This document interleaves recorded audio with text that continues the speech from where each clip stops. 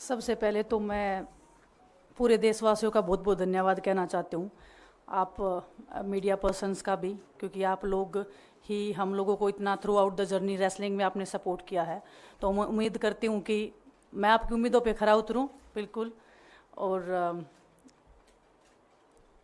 Congress party का मैं बहुत बहुत धन्यवाद करती हूँ, क्योंकि जब बोलते हैं ना कि बुरे टाइम में पता लगता है कि अपना कौन है।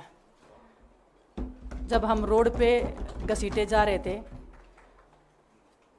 तो छोड़ के बीजेपी को, देश में जितनी भी पार्टियां हैं वो हमारे साथ में थी, हमारे दर्द को समझ पा रही थी, हमारे आंसुओं को समझ पा रही थी।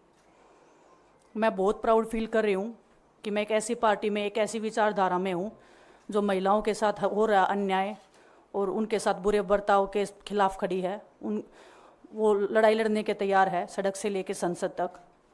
और मैं विश्वास दिलाती हूँ पूरे देशवासियों को कि जो मेहनत, जो लगन से हमने रेसलिंग में काम किया है, हम चाहते हैं कि देश के हर एक नागरिक को जो दर्द, जो तकलीफ़ हमने झेली है, खासकर महिलाओं के लिए, हर एक उस महिला के साथ में हम खड़े हैं जो अपने आप को लाचार, अपने आप को बेबस समझती है। रेसलिंग में मैंने पूरा कोशिश किया कि मैं जितनी भी महिलाओं को, छोटी बच्चियों को इंस्पायर कर सकती हूँ।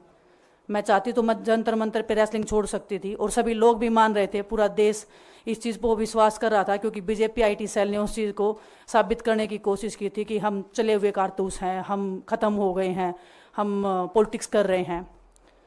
उन्होंने बोला मैं नेशनल नहीं खेलना चाहती, मैंने नेशनल चैम्पियनशिप खेला। उन्होंने बोला ये ट्रायल्स दे के नहीं जाना चाहते, मैंने ट्रायल्स भी दिया। उन्होंने बोला कि ओलंपिक्स लेवल तक नहीं जाना चाहते, मैं ओलंपिक्स में गई, मैं फाइनल्स में गई। अनफॉर्चुनेटली परमात्मा को कोई और चीज़ मंजूर होगी। एक चीज़ मुझे पता है कि जब मेहनत आप करते हो तो ज़रूरी नहीं कि आपको उसी दिशा में मिले, कई बार दूसरी चीज़ों में भी आपको वो फल मिल जाता है। और परमात्मा ने मुझे मेरे देश के लोगों की सेवा करने का जो मौका दिया है, वो मैं मानती हूँ कि उससे बड़ा पुण्य का काम कोई नहीं हो सकता है। मेरे लिए बहुत प्राउड की बात है।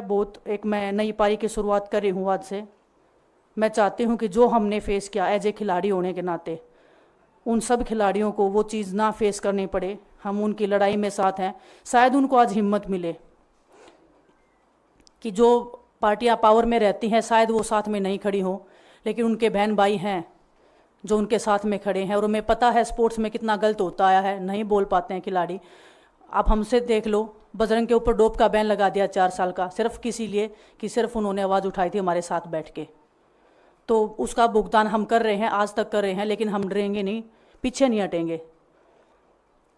जो लड़ाई थी वो जारी है, ख़त्म नहीं हुई है। कोर्ट में हमारा केस चल रहा है, वो लड़ाई भी हम जीतेंगे, ज़िंदगी की जंग भी हम जीतेंगे। खेल में जैसे हमने कभी हार नहीं मानी है, तो हम इस नए प्लेटफॉर्म पे जो आ रहे हैं, देश की सेवा का भाव, और सिर्फ बोलने तक सीमित नहीं रहेगा। ये हम दिल से हमने खेल किया है और दिल से हम ये काम करेंगे, जी जान से मेहनत करेंगे, अपने लोगों के बीच में रहेंगे। जो भी हम अपने लोगों का भला कर सकते हैं, चाहे कितना ही % हमारे हाथ में होगा, वो हम करने की कोशिश करेंगे। और मैं अपनी बहनों को बताना चाहती हूँ कि आपकी बहन आपके साथ में है। किसी भी मुसीबत में, किसी भी पल, किसी भी क्षण आप ऐसे मत समझना कोई भी आपके साथ में नहीं है।